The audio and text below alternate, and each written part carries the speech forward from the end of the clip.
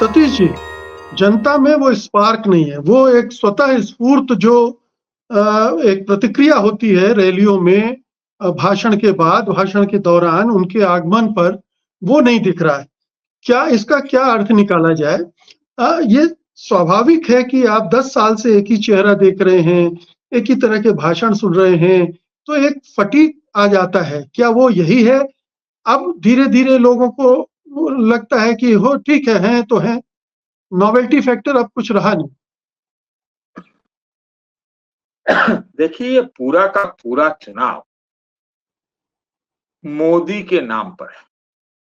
मोदी जी के आगे पीछे उन्हीं के ऊपर है, मोदी की गारंटी पर है, मोदी के चेहरे पे है। बाकी सारा कुछ जो है नेपथ्य में है या है ही नहीं। एक जो महत्वपूर्ण विषय ये है, और जैसा कि अभी कहा गया कि प्रचार की भी प्रकाष्ठा हो चुकी है, तो इसका एक असर हो सकता है। मैं 2-3 बातें कहना चाहता हूँ, थोड़ा सा समय चाहूंगा। देखिए जी, कि सॉरी, थोड़ा कोई बात। ये मोदी, मतलब मैंने पहले भी कहा कि ओवर कॉन्फिडेंस तो नहीं है, या ओवर डिपेंडेंस तो नहीं है, या ओवर एडवर्टीजमेंट तो नहीं है। दूसरी तरफ क्या है कि अगर मोदी जी के नाम पर एक एडवांटेज है तो एक डिसएडवांटेज भी है। वो डिसएडवांटेज ये है कि जो पहले राष्ट्रवाद या मंदिरवाद, या जो कहें हिंदुत्व, मतलब राम मंदिर, ये सारी चीजें हुई, कहीं वो भी तो प्रकाष्ठा पर पहले ही नहीं पहुंच गई, ये भी तो नहीं हो गया।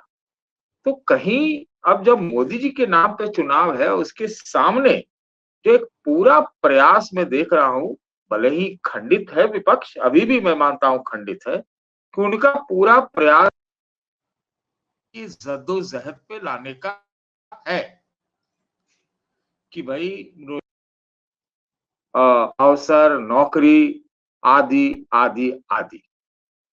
जब मान लीजिए प्रचार की प्रकाष्ठा हो जाती है और जो भावनात्मक मुद्दे थोड़ा पीछे चले जाते हैं, तो ये मुद्दे कुछ न कुछ असर जरूर करेंगे, चाहे वो किसान हो, चाहे मजदूर हो, चाहे कुछ हो, निश्चित रूप से।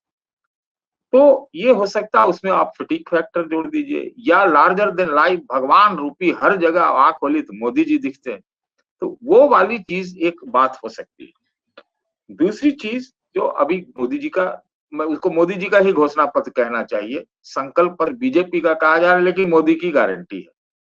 वो आदर्शवादी पत्र तो हो सकता है, विजन डॉक्यूमेंट 2047 का तो हो सकता है, लेकिन उसमें तात्कालिक चीजों पर जो मुद्दे हैं, उस पर उतना असर, मतलब उतना तवज्जो मैंने नहीं देखा। वो एक आदर्शवादी हो सकता है। दूसरी तरफ एक एक एक पॉपुलिस्ट, लोक लुभावन, ट्रांजैक्शनल या फ्रीबी पॉलिटिक्स जो भी कहें, वो कांग्रेस का न्याय पत्र है, जो सीधा सीधा इन चीजों को एड्रेस कर रहा है, करने का प्रयास है। भले उन कहां से पैसे लाएंगे, क्या करेंगे, आएंगे नहीं आएंगे, क्या दम है, वो अलग चीज है, लेकिन वो चीज सामने है। तो ये एक दूसरा पक्ष है।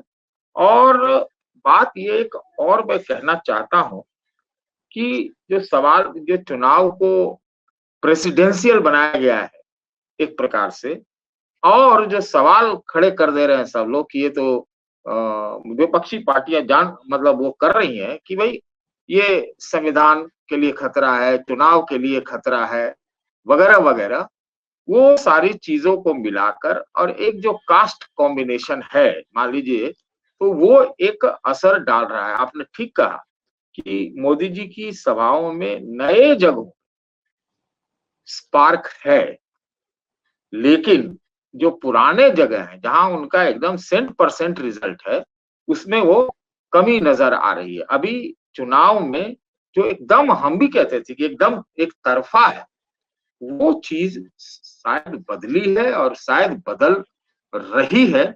कितना बदलेगा नहीं, ये भी हम जरूर जरूर कहेंगे, ये बात जी, जरूर कहेंगे कि इतिहास में इतना संसाधन के साथ कोई पार्टी ने कभी शायद चुनाव लड़ा, ये भी एक पक्ष है उसका। बिल्कुल।